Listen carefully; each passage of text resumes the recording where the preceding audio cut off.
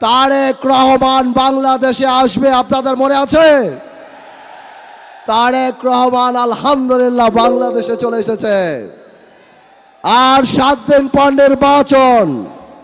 নির্বাচন ইনশাআল্লাহ বাংলাদেশের যতগুলি পাবলিক মিটিং জনসভায় দেখলাম, তারেক রহমান ইতিমধ্যেই বাংলাদেশের মানুষের হৃদয়ের প্রধানমন্ত্রী হয়ে গিয়েছে ইনশাআল্লাহ।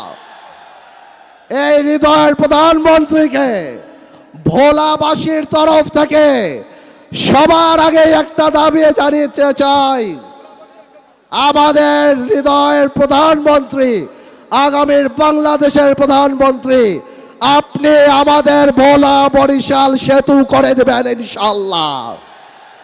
এই ভোলাকে ইন্ডাস্ট্রিয়ালাইজেশন করতে হবে। এই ভোলায় যত বক্তব্য আসে খালি বলে ভোলার গ্যাস কিভাবে আনবো, ভোলাকে কি দিব তা কেউ বলে না। আপনার কাছে বলতে চাই, ইনশাআল্লাহ যেভাবে গণতন্ত্রের পক্ষে ছিলাম, যেভাবে জাতীয়তাবাদী শক্তির পক্ষে ছিলাম, আপনি ভোলার মেডিকেল কলেজ আর ভোলার বরিশাল সেতুটা করে দেন। সারা জীবন জাতীয়তাবাদীর পক্ষে থেকে এই গণতন্ত্রের পতাকা ইনশাআল্লাহ উত্তোলন করে রাখবো আলহামদুলিল্লাহ।